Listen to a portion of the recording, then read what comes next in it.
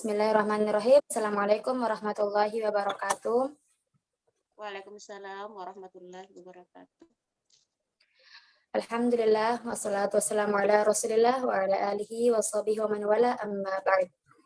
Pertama-tama, marilah kita panjatkan puji syukur kehadirat Allah Subhanahu wa Ta'ala yang telah memberikan kita kesempatan sehingga pada malam hari ini kita dapat melakukan kegiatan kita. Salawat serta salam semoga tetap tercurahkan kepada Nabi kita Muhammad Sallallahu Alaihi Wasallam. Semoga kedamaian dan berkah terus bercurah pada keluarga sahabatnya. Sebelum masuk ke sesi selanjutnya, mari kita membaca basmalah. Bismillahirrahmanirrahim. Bismillahirrahmanirrahim. Selanjutnya, karena pada malam hari ini pemateri sudah bersama kita, maka saya selaku moderator mempersilakan kepada Ibu Anir selaku pemateri. Saya persilakan. Syukran atas kesempatannya. Baiklah, saya langsung saja. Bismillahirrahmanirrahim. Assalamualaikum warahmatullahi wabarakatuh. Waalaikumsalam warahmatullahi wabarakatuh. Alhamdulillah, alhamdulillahirrahmanirrahim. Wassalatu wassalamu ala asyrafil anbiya wal mursalin wa ala alihi wa ashabihi ajma'in. Amma ba'd. Pertama-tama marilah kita lanjutkan puji syukur kita kepada kehadirat Allah Subhanahu wa taala karena pada kesempatan pada malam hari ini Allah masih memberikan kita nikmat iman, nikmat kesehatan sehingga tugas yang diamanahkan kepada kami insyaallah akan kami selesaikan insyaallah. Salam dan salawat kita panjatkan kepada baginda Rasulullah Muhammad sallallahu alaihi wasallam sebagai kita sepanjang akhir hayat kita. Baiklah, insyaallah pada malam kali ini izinkanlah saya mempresentasikan materi yang diamanahkan kepada saya yang berjudul Pancasila dan SKL SIT. SKL itu kepanjangan dari sekolah. Halo? Suara saya terdengar?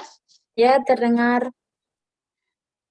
Ya, maksud saya tadi itu SIT, Sekolah Islam Terpadu, Departemen Penjaminan Mutu, Jaringan Sekolah Islam Terpadu Indonesia. Nah, insya Allah pada kesempatan kali ini kita akan membahas sejenak ya masalah integrasi proyek profil Pancasila dan SKL GSIT.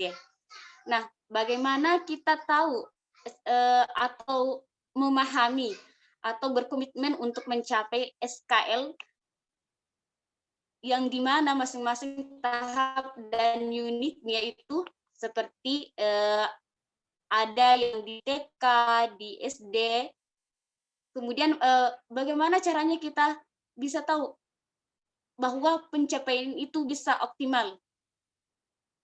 Nah, salah satunya mungkin ya dari sejak kanak-kanak atau di usia dini anak-anak harus itu diperkenalkan ya yang namanya Pancasila. Misalnya saja kan mungkin waktu di SD kita sering diajari yang namanya Pancasila, misalnya lambang bintang itu di sila keberapa ya, kemudian bunyinya seperti apa, misalnya ada pertanyaan seperti itu. Terus yang kedua, lambang rantai emas pada sila kedua itu seperti apa ya? Nah, itu bisa kita perkenalkan kepada anak-anak di usia dini supaya pada saat dewasa nanti dia tidak merasa heran ini pelajaran apa ya atau gambar apa ya. Oke ya, slide selanjutnya.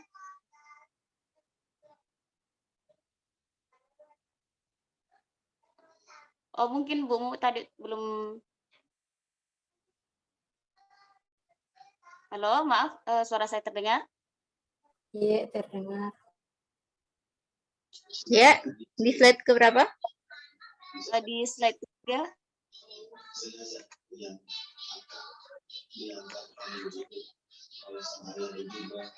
Ini Ya, slide ketiga. Slide ketiga, Ibu Guru. next. Ya, next.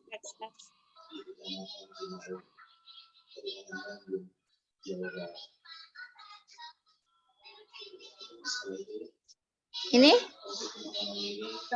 Fokus utama SIT. yang ini Enggak, aku lihat. Mengingat antusias ataupun animo masyarakat ini sangat tinggi, bisa kami katakan begitu, karena sejak awal-awal bilang Slide 3, Guru. Ya. Yang fokus utama SIT.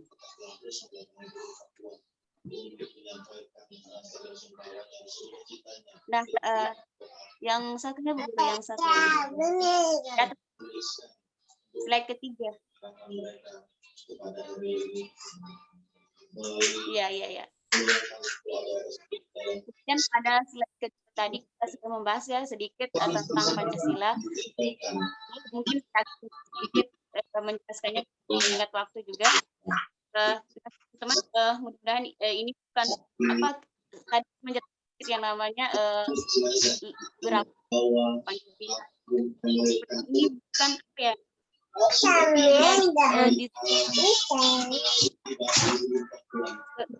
luar negara SIP atau sekolah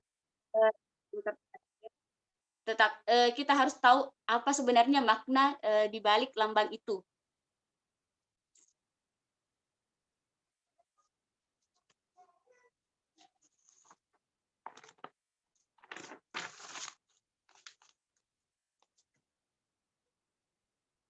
Kemudian pada slide selanjutnya masih fokus pada fokus utama SIT. Di sini terdapat abid yaitu hamba, kemudian ulul albab, khalifah,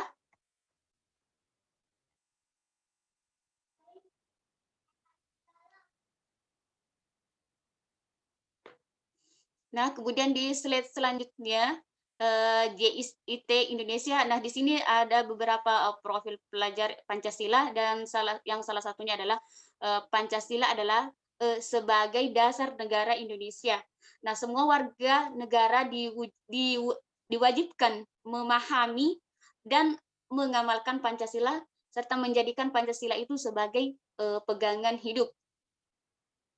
Kemudian dalam proses pembelajaran Pancasila itu tidak hanya sebatas pada konteks pengetahuan belaka ya, namun harus sampai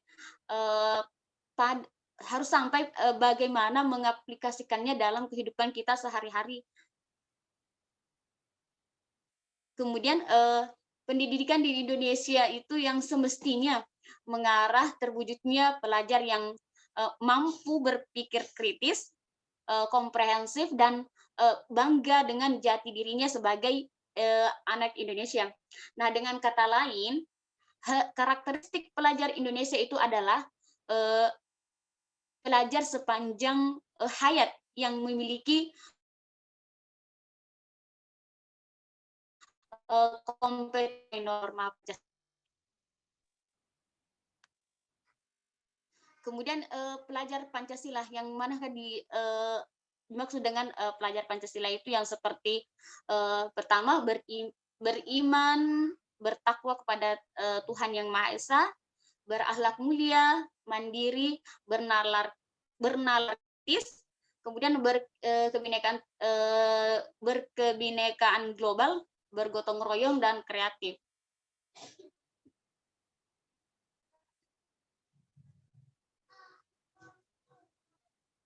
Maaf, mungkin di slide 6.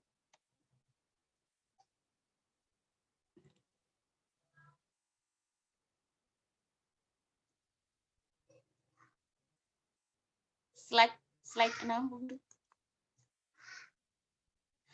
Nah, pada poin beriman, bertakwa kepada Tuhan Yang Maha Esa, dan berakhlak mulia, di sini terdapat bahwa pelajar pelajar Pancasila atau pelajar di Indonesia itu yang memiliki akhlakul karimah, berakhlak mulia. Maksudnya di sini berakhlak mulia adalah pelajar yang berakhlak dalam hubungannya dengan Tuhan Yang Maha Esa. Kemudian ia harus memahami bahwa ajaran agama Islam dan kepercayaannya itu harus dia menerapkan pemahamannya tersebut dalam kehidupan sehari-hari yang nyata. Kemudian adapun elemen atau kunci beriman bertakwa kepada Tuhan Yang Maha Esa, dan ini yang berakhlak mulia seperti akhlak kepada alam, akhlak bernegara, akhlak pribadi, kemudian akhlak kepada manusia.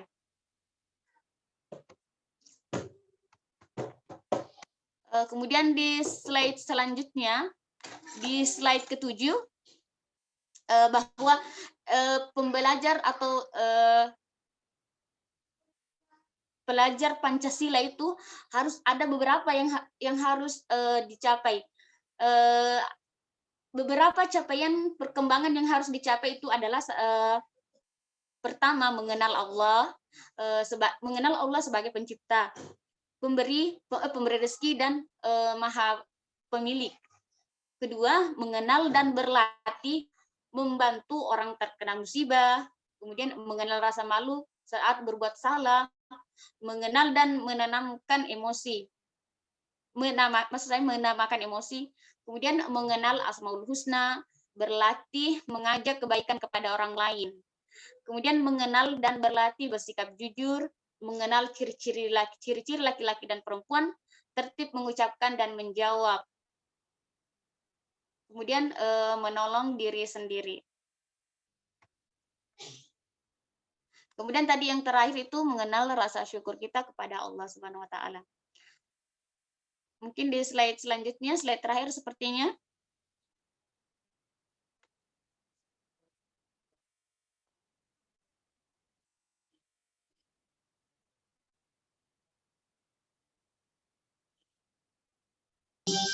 Ini yang terakhir. Yang terakhir. Iya, ini yang terakhir.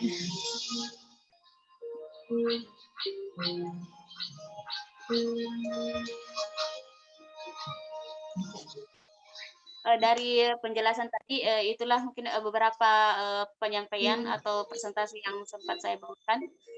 Semoga bermanfaat kepada saya maupun para pendengar. Amin. Jika ada kekurangan, maafkan. Kita insya Allah baik kembali. Terima kasih atas waktunya, dan karena waktu yang harus ini yang akan memisahkan kita, ya, jadi mungkin sampai di sini dulu penjelasan kami yang singkat ini, dan saya tutup. Subhanakallahumma bihamdik asyhadu an la ilaha illa anta astaghfiruka wa atubu ilaik. Assalamualaikum warahmatullahi wabarakatuh. Waalaikumsalam warahmatullahi wabarakatuh.